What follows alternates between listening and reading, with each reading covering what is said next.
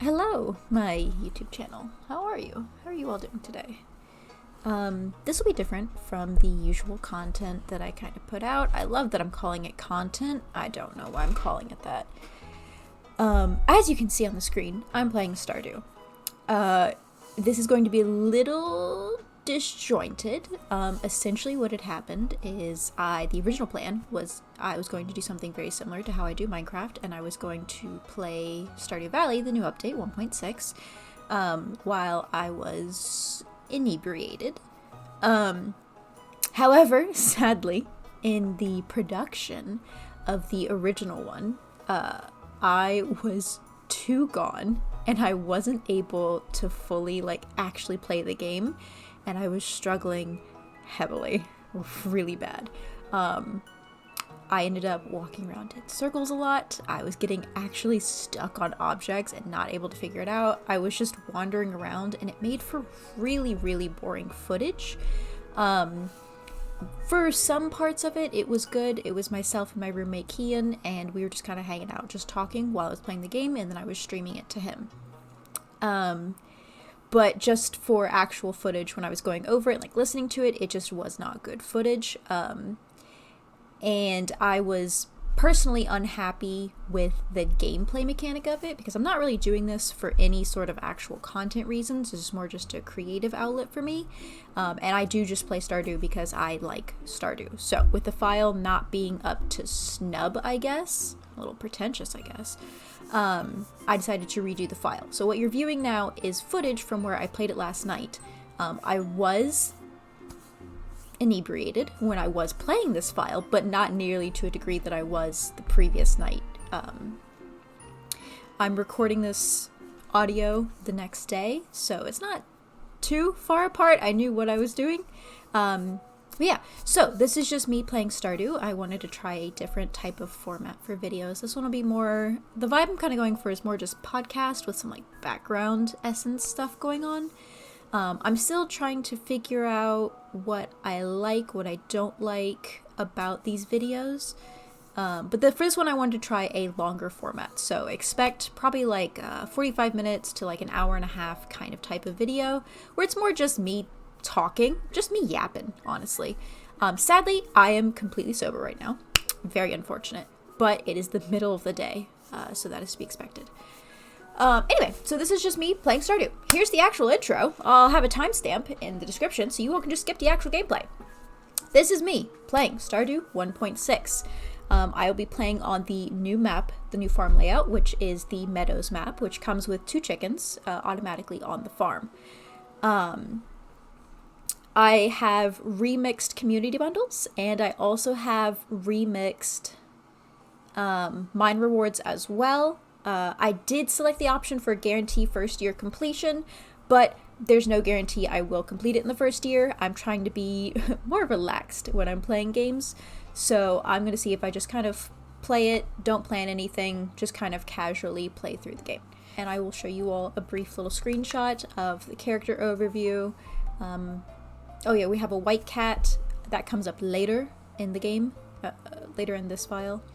But a lot of the original footage, I'm just going to reuse what I basically was already talking about. The original footage was just kind of me talking about things that I had going on in life and some philosophies. So we're just going to retouch up on those topics because I did like those topics. I would have liked to have kept the footage, but sadly because I left the sounds on for the game, because obviously you all can probably notice there's no sound for the Stardew file. There's a lot of, you could hear the original Stardew of how I was playing it in the original audio, just because usually when I record the audio for what I'm doing, I just use OBS and it records everything, including my own mic. But that means I don't have the skill level to separate that footage, and I don't know how to, and quite honestly, I don't care to learn. I'm not this invested in this hobby to actually figure that out.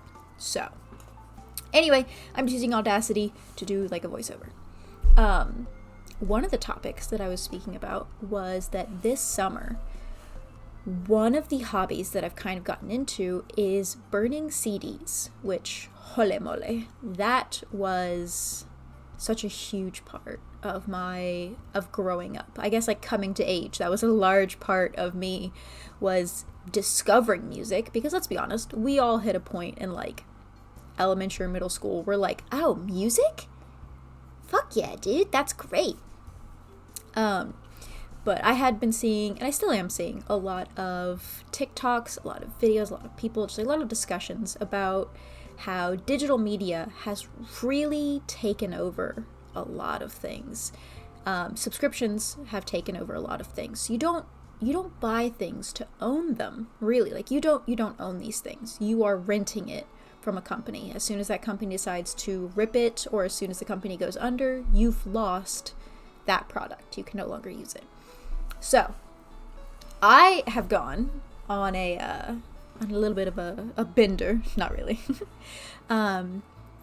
where I'm now, it's kind of annoying actually, because all of my music is on Spotify and I don't know a way to burn directly from Spotify. So I'm having to look up the music on YouTube and then download MP3 files and then burn those MP3 files onto a CD. That's kind of just how you have to do it, which sounds very simple, and it is. It's so simple, except for the problem of, and I'm not exaggerating, I tallied it, I have a total of 1,782 songs on my Spotify. Now, I will admit, quite a bit of those are repeats, because I listen to the same songs, let's be honest, and they're on multiple playlists. An example would be like Melanie Martinez. I have her on like 5 different playlists. I love her. She's perfect. So I will, there's over 1,000 songs, so I will say there's over 1,000 songs on my Spotify that I'm wanting to download. Last night, I'm trying to figure out how I want to burn the CDs, and it basically comes down to, am I preserving the playlists themselves, or am I storaging the music itself as kind of like an archive? And what I've come to is I do want to preserve the playlists themselves, because I feel like the playlists themselves are like a time capsule of what I listened to during that period. So I got all the CDs, I'm writing down dates. I've gotten one playlist out of the way. It's the one I've been listening to the most recently. But that one still took up 2 whole CDs, and then there's 2 extra songs on another CD. I expect myself to get more, so I just kind of put them on there and I was like, all right, I'll come back to it. Luckily with CDs, they're actually really easy to burn and then remove files. It's incredibly easy. I forgot how nice CDs were. Obviously with playlists nowadays, we take that convenience to another step. But for what it is, CDs are actually pretty great. But then, okay, so then when I was talking about these subjects, and I was like talking to Kean about it, we were talking about physical media, he was like, well, why are you wanting to do this? Because also Kean is a couple years younger than me, so he didn't really grow up with CDs at all. So I was like, well, I grew up with physical media. We had VHS tapes, we had DVDs, we had CDs, and that's what I grew up using. And I feel like that really helped me find things that I liked, and then I had to keep watching them. So it really made me appreciate new media. I feel like with a lot of digital media, we've gotten into this really fast-paced kind of stimulation environment where as soon as we get done with one thing, okay, that's done, throw it out, get something new, because it's so easy to get something brand new, especially when it's only digital. But like when you were younger, you only had like cable TV. When I was growing up anyway, you had cable TV, which you could watch, but there's like not a guarantee there's going to be anything on that you liked. And you had to deal with like commercials and stuff. Commercials were the bane of my existence as a kid, and they still are. I'm looking at you, YouTube. Fuck you. Anyway. But for instance, I grew up watching a lot of Studio Ghibli movies on like VHS and DVD. Particularly, Kiki's Delivery Service was my go-to, and I definitely feel like particularly Studio Ghibli did shape me as a person, I would feel, particularly Kiki's Delivery Service. And I don't think I fully realized it when I was a kid of like how meaningful those movies would turn out being. But now, watching them when I'm older, particularly Kiki's Delivery Service, that whole movie is about having a creative burnout. How do you deal with that? How do you cope with it? How do you overcome it and then continue to be creative, but in a healthy way? Because the whole premise of Kiki's Delivery Service is she's super passionate about magic. She doesn't exactly know what her talent is in magic, but she knows that she loves everything about it. And then obviously she goes out on her own. She ends up finding not really a skill. I think that's also where I relate to her, is she has this ability of flying where she's not even good at it, but she likes it. It's very obvious she likes it. And then she ends up kind of using that as a talent. Never really registers that that's her talent. Like her mom, it's pretty obvious that's her mom's talent because her mom does potions. So it's like, it's different. It's not just a normal part of being a witch. I feel like I'm going way too in detail. I'm so sorry. Okay. But it's a point of, I didn't realize how much I would connect with that as an adult. As an adult, I definitely struggle with the need for productivity, or like I feel like I'm lacking if I'm not doing something, or if the something that I'm doing is not bringing in a profit. And you hear a lot about like the grind culture, blah blah blah. It's exhausting though. You're not allowed to enjoy things just to enjoy things. I'm not allowed to like just make things just to make things, just to do it as like a hobby. I know when I had originally floated the idea of like making YouTube videos, obviously I started originally with the Overwatch montages and clips, which for those wondering, I've healed. I've uninstalled Overwatch. I'm a better person now. All right. But it's, I just struggle with, well, I'm not good at this, so there's no point in me doing it. And it's like, no, there is a point. Do you like it? Do you enjoy it? Are you getting a personal joy out of doing this thing? And if you do, that's enough. That's all you need. You don't need to make a profit from this. And obviously you hear this with art as well, where people are so passionate about like drawing, about animation, they get into it. And then as soon as it's a career, it's like you're forced to do it, and it's not the same anymore. Because you end up drawing so much for other people, you burn yourself out on drawing as a whole. But that means that your creative outlet of drawing kind of gets sucked away because you're like, I don't want to draw anymore. I've been drawing for like 10 hours today. I don't want to do it anymore. But that was your creative outlet. That was something that was for you. So now the thing that was de-stressing you, that was helping you ground yourself, to focus, to align yourself, you no longer feel like you're wanting to do it because you're just doing it too much. And Kiki's Delivery Service focuses on that. It delivers it in a beautiful, beautiful message. Holy moly, I got so sidetracked on that. I am so sorry. I just remembered that was the original point I was going to. Holy moly. Oh, dude, having a conversation with me must be just a roller coaster of emotions. Anyway, I grew up watching a lot of physical media. And with a lot of talk about politics, how the world's going, computers, blah, blah, blah. There's a lot of, I will admit, it's a lot of fear-mongering and a lot of, like, politics and a lot of conspiracy theorists, right? But in some regard, there is truth. There is truth to, you don't own anything. Like, even though I bought Stardew Valley, and I love this game, if for whatever reason Concerned Ape decides to pull the game off the internet, I don't have a physical copy of the game. If he decides to take it off, I in no way can ever play this game again. Unless, obviously, you go back to like the dark web days, the days of pirating, where people actually had the file saved because they had the physical copy. But it's things like that where it's like, yeah, you don't own these things. And music I've realized, has become such a big part of my life. It always was, to be fair. But I think it's only recently that I've really discovered how much music particularly has meant to me. Like as me as a person. I've always loved music. I've always been pretty picky about it. When I was younger, the type of music I listened to was very like emo alternative music. And while I don't listen to that music anymore, I recognize that it was important for the growth of who I am now. Yeah, I don't think I ever truly recognized how much music meant to me. I spend most of my day listening to music. Like, I wake up in the morning, I'm turning on music while I get ready for work. I get home from work, I'm putting on music while I take a shower, while I make dinner. recently I've also taken to listening to music when I go to sleep, as I kind of have some noisy neighbors, so it's nice to kind of just block out that noise with songs that I like, and like, you know, it's a noise I want to listen to. But yeah, it's coming to the realization of, oh, I really like music. This is really important to me. I should try to preserve this. So I've taken up burning CDs. And honestly, it's pretty nice. The biggest struggle, again, that I've had is how I want to categorize it. Because, like, the inner scientist or whatever in me is like, yeah, I just kind of want to, like, I want to have, like, a perfect collection. Like, alphabetized, artist, album, genre, whatever.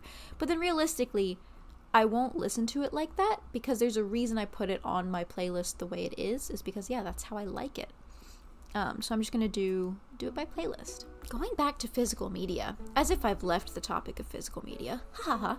When I was younger, I used to, okay, little fact about me. I used to be really big into anime in like the 2010s. Mostly shoujo, I'll admit. So I watched like Udon High School Host Club. Oh my god, love that show. Still do. I still do love it. Controversial, I watched Vampire Night. I think what's important, and this is, I saw someone word this beautifully, is they're like, oh my god, you watch Vampire Night? That's so problematic. I'll get into why it's problematic in a second. As a child, one, probably shouldn't have been watching that. Whatever. I was like a preteen. I watched it because as a kid, I was more focused on the relationship they were having with each other and not the relation between them. Let me explain. This is where we're getting into why it was controversial. Vampire Night is a story about a girl. Spoiler alert, she's a vampire.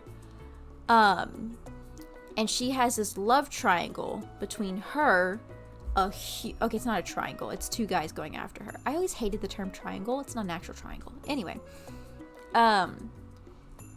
between her, it's a human vampire hunter, and then a vampire dude, who you later learn is her brother. It gets worse. Her brother, turns out, is the soul in the brother's body is actually like her grandfather or her great-grandfather's soul. So essentially her great-grandfather or whatever, older than her dad, is in the body of her brother, and they end up becoming a couple. So yeah, it's a very weird, controversial thing. But then I saw someone word it pretty well, but they're like, yeah, as a kid, I didn't really focus on how they were related to each other. I was more focused on the chemistry between them. So my brain didn't register, oh, this is their family. This is weird. This is fucked up. I just didn't register that. And it's something. Anyway, so I used to watch anime a lot. I remember, this was like such like the craze, and I'm sure it is still in the anime community, where you have a room with nothing but bookcases everywhere, and you fill those bookcases with like figurines, the manga and stuff, where it's like you just have bookcases full of it. And I remember being so envious of those people. One, very, very expensive. Oh my god, do you all know how expensive manga is? And then to have so many copies of it, oh my god, thousands upon tens of thousands of dollars. It's so much money. Anyway, but it's like, I think I still do wish that I had, not with anime, but like with like books and like with movies and shows that I watch. For instance, when I was younger, I watched a show, and I've tried talking to multiple people about this and they have no idea what I'm talking about. It's called Sagwa. She's the Chinese Siamese cat. And I haven't met a single other person who has ever watched this show, but it was like a staple of like probably my toddler days. I was very, very, very little when I watched this.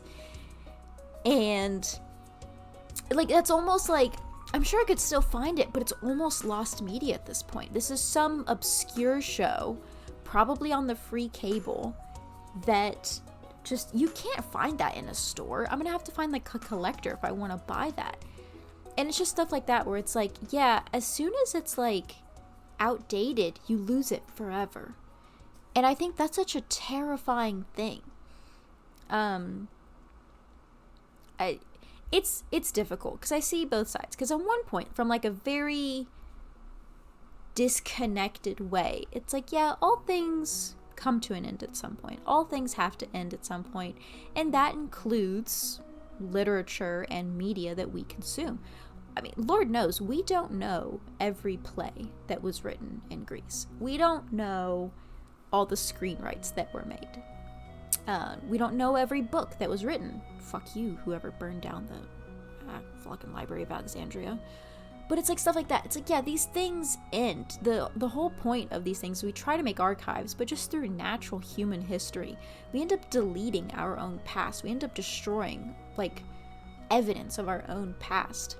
So, I'm sure if you all have watched the Minecraft Let's Plays, you've heard Kian and I talk about moving to Texas, particularly Austin.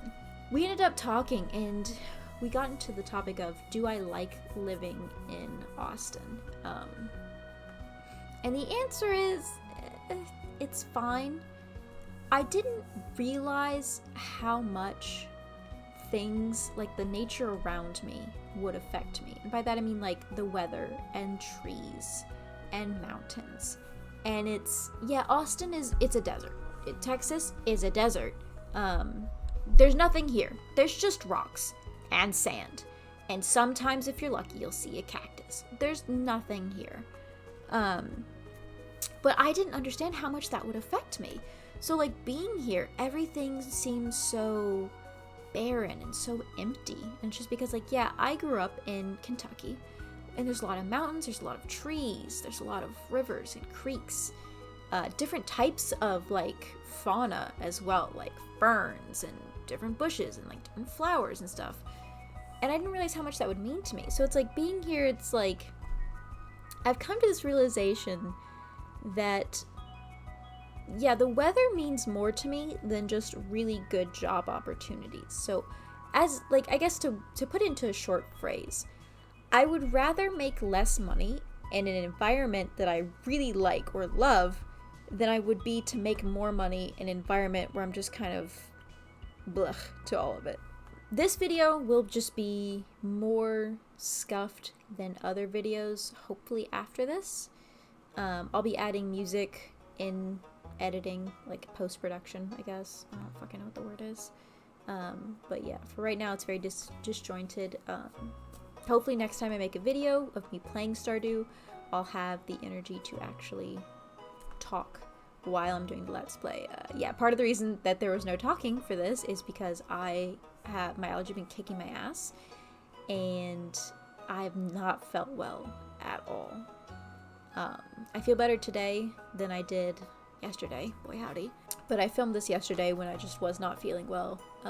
I just wanted to play Stardew, and I wanted to play the new Stardew, so I just loaded up a file and was like, I'll deal with this later. So I apologize that this video is so scuffed, but it was really just, I just wanted to play Stardew and I wanted to make a video. I wanted to have a creative outlet, which makes sense that I would also pick this form of media to make a creative outlet for, just because I've been watching videos for so long. I've been watching videos since I was probably like 10, 12 or something. Watching videos for a long time.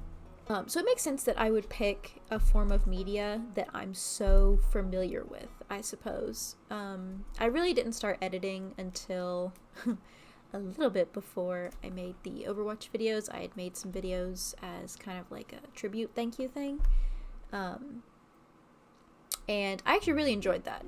So I don't know if I'm going to enjoy these longer formats of videos, just because I like how quick pace the Overwatch montages are.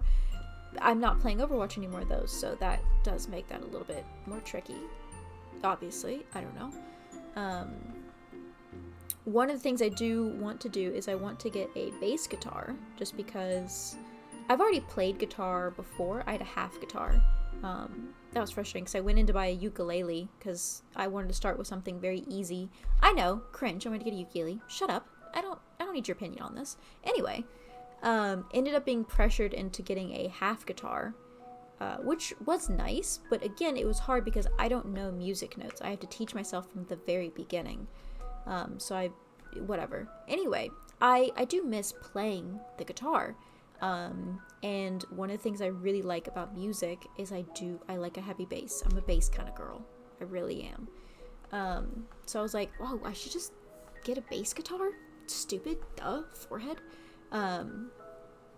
So I'll be hopefully doing that, and I've been thinking when I do that, I might try videoing. I might try filming my learning process and see if I like that. Because I know, like, on my I have a kalimba. I make like little tunes on there sometimes, and it's just like, I don't know, it's just a creative outlet. It's like I've been talking for the past like 15 minutes, and then I talk about a whole subject, and then I go, oh, I hate that, I'm not going to use that, and I'm like, have I talked about anything that I'm going to leave in for like the past like 10 minutes? No, absolutely not. And I find myself playing video games a little bit less. Video games are still such a big part of me, and I still like them, I still enjoy them, but now I'm trying to go back to what I did probably when I was a little bit more mentally stable when I was younger, but I'm going into reading poetry again. Oh yeah, I love poetry. I forgot how much I liked poetry, because I'm just such a melodramatic bitch. But I forgot how much I enjoyed poetry. I started reading them again. I'm like, oh my god, I forgot how much I loved this. This is great. So I've gotten back into doing that. I'd like to get back into reading. The problem is there's really not any books that I like reading, which brings me to my follow-up point. One night, while I was high, I decided to rewatch Twilight, just because I'd be like, oh, that's gonna be really funny. Watching Twilight's so bad. Ugh, Twilight. Watch Twilight. Oh my god, it's so good. I had forgotten, one, how much I loved Twilight. And let me explain. But also, how I think I forgot how impactful Twilight was to me as my growth as a person. Okay, let me first explain why I like Twilight. I think the things that make Twilight cringy and awkward and they give you secondhand embarrassment, it's the realistic aspect of Twilight. And that's what makes it bad, but also what makes it so good as well. It's so realistic. I'm sorry, you can't tell me that if a teenage girl, because again, Bella's supposed to be a teenage girl, like she's a high school girl, but high school girl fell in love with a vampire. That vampire falls in love with her, and then they break up because of a small, in her eyes, like a small incident. I would also just rot in my room for like 4 months, which is what she did. And it's like, that's so realistic. Like, people, like, I think they want to shit on it, but it's like, I remember doing really dramatic things as a kid, and it's just like, yeah, you're just full of hormones and feelings. Like, this is completely like a normal thing. And I think the parts that people want to hate about Twilight are just really realistic. And I think if you stop viewing Twilight as like a movie and more of like a what if scenario of just like, yeah, how would it actually look if you were a melodramatic teenager where in a world where vampires and werewolves exist? It's like, I don't know, that seems pretty on the nose. And it's like, yeah, some of the writing is so funny, like, hang on, spider monkey, like, ew, I get it. Oh, not it, that's not it. But then there's other lines like, the only thing I have to fear is you. And it's Edward talking about Bella leaving him or hurting him or whatever. And it's like, lines like that are so impactful, so poetic, that it's just like, yeah, of course I like that. Of course I like it. And just like rewatching the movies, it's like, oh, they're so bad, but they're so good. And I'm so happy that it's like I rediscovered like this weird passion that I had when I was younger. I'm also blaming these movies for my, I think, obsession with the Pacific Northwest, because there are so many nature shots in that movie. Like, they go over mountains a lot, they're in the forest a lot, they're like in prairies and meadows a lot. The filter they have over the film, like that blue hue, really sells it to me. I love it. Yeah, so I've been rewatching kind of just like old movies. So I think by me revisiting a lot of these things from like my childhood, and then being like, no, I did enjoy these, and I had a right to enjoy this. Like, everyone wants to shit on Twilight, but like, it was so popular for a reason. Like, it was liked for a reason. And I think it's just, we're so quick to call things when we're younger, just like call them like, ew, like cringy, it's bad, blah blah blah. But it's like, no, it's good, or it was good for its time, you know. And I think by going back and rewatching things that I used to watch, or going back and listening to music that I used to listen to, I've become less critical of myself, because it's like, yeah, I'm allowed to just enjoy things. Like, I like these for a reason, and that's okay. I don't need to think less of myself because I enjoyed these things that are now considered cringy, or like I wasn't popular in school because I liked them. Oh, in this run, more than likely, I will be romancing Haley. I always romance Haley, and I love Haley. She's perfect. I'll die on this hill. She has the best character growth out of any of the characters in this game, and I'll die on that hill. Oh, the first time I played Stardew Valley, and I've done this with 2 games, I'm pretty sure, at least. When I first started playing Stardew Valley, the first run through I ever had, I tried to romance the wizard. He was like the first character that I got to 8 hearts, and I was pissed when I couldn't. I was so mad when I couldn't romance him, and I was like, what do you mean I can't marry the wizard? And then very funny, shortly after I discovered that, Concerned Ape had posted a poll on like an update of do you all want to romance Shane or the wizard? And of course I voted for the wizard. Everyone else voted for Shane. So Shane became a romanceable option. I was pissed. I'm like, God, I just want to be a wizard's wife. Just let me be a wizard's wife.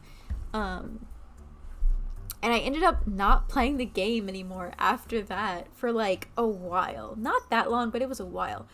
What's comical though is I did this with a different game. One of my favorite game series. I did this with Dragon Age Inquisition. I'm gonna go on a tangent about Dragon Age. Buckle up, boys. If you don't want to listen to this, you might want to just skip ahead.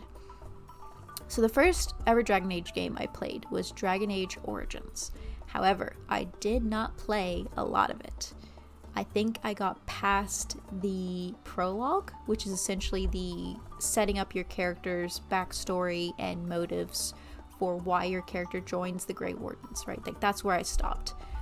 Why? I don't remember. I just don't think I understood how to play the game, so I just wasn't really about it. I played it when I was kind of young. Not like super young. I was a teenager. All right. I really didn't have a good solid excuse. That was it though. Anyway, but I ended up playing Dragon Age Inquisition. I'm not 100% sure how I discovered Inquisition, but it was life-changing. Oh my god. I love Dragon Age. It is probably my favorite series of games, and yes, I am devastated that the last game for Dragon Age is coming out this year. We had the whole writer's strike. Activision went and fired a bunch of their writers after they finished their jobs. They finished writing the game, and then they got fired, so that's fucked up. So it sucks that I just know that Dreadwolf is not going to be the game that I want it to be, and it will be the last. So it's a really shitty send-off to a series that, in my opinion, deserves more recognition. It's completely underrated. Anyway, so, oh my god, I got off topic again. Oh, I need to stop. So the first time I played Dragon Age Inquisition, I fell head over heels for Varric Tethras. If you've played Inquisition, and that was the first one you played, you probably did the exact same thing. I played the game. Couldn't romance him, obviously, because he's not a romanceable option. Pissed me off. I was so mad. I was so mad that I couldn't romance him that I quit the game, and I didn't play it for over a year. When I went back to the game, I then looked up the characters I could romance. One of the first character I ended up romancing was Josie, she's a very cute, very nice, just sweet option. I tried to romance Cassandra and was pissed off when I found out that she's straight. She's not. I don't care what anyone says. That's a lesbian. You could look at her. That's a lesbian. If she was in modern times, she'd have a carabiner. and she'd drive like a Subaru. That's a lesbian. Couldn't romance Cassandra. I ended up romancing Cullen and the Iron Bull. Oh my god. The Iron Bull? Oh my god. My heart, honestly. God, I love the romance options in all the games. Okay. More Dragon Age. This is what we're talking about. We're talking about Dragon Age and playing Stardew Valley. One of the things that I love about Dragon Age, which is in Baldur's Gate, are the dialogue options. I actually feel like, and especially in Dragon Age, the choices you make affect the game.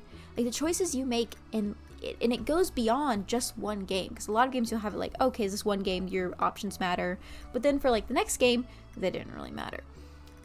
The Dragon Age series is incredible because you start at Origins and the choices you make affect later games. You kind of get to decide who lives and who dies, how far of a reach that you had, and it's just, oh my god, just the fact that your choices impact beyond games is incredible to just have that option.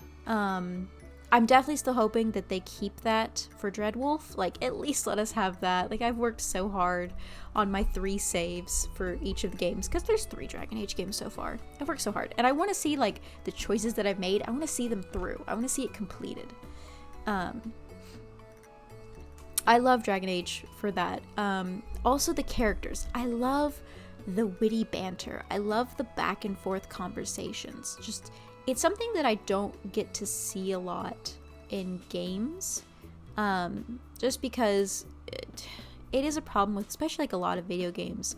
The focus seems to always be on gameplay mechanics. And that's because a large community of people who play video games really only care about graphics and gameplay mechanics. And so they don't really care about writing, like the dialogue. So it's like, yeah, why would companies bother to put effort into that when it's like nobody gives a shit?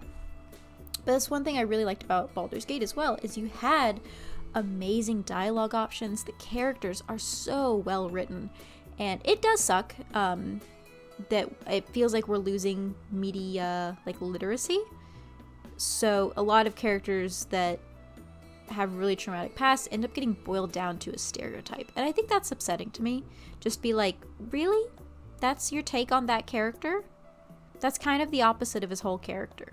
Astarion is particularly bad about this, where he's kind of made out to be like this sex fiend, terrible person, and it's like, yeah, that's kind of the whole opposite end of his character. Like, did we play the same game? Anyway, I love like the witty banter that Dragon Age has. I love how in depth the characters are. They all seem to have like an actual history. They're not two-dimensional.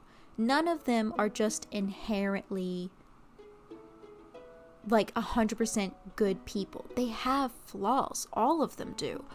As an example, you have Cullen. I'm gonna use Cullen because he's a quintessential example of a good dude, right? He joined the League of Paladins, which essentially are there to protect the world against mages, but also to protect mages from themselves. Now, as all humans, they end up getting a power complex, and paladins usually end up abusing the mages and their care, and they still throw their weight around with other civilians of the public.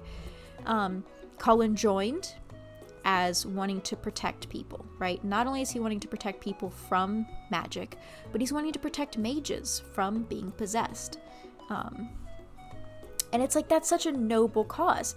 He ends up going through some very traumatic things where he gets tortured and watches all of his fellow paladins die, tortured and die. And obviously that's super traumatic for him. He goes through a period of time where he gets very angry with mages and he starts hating them. And that's where you kind of get into the second game.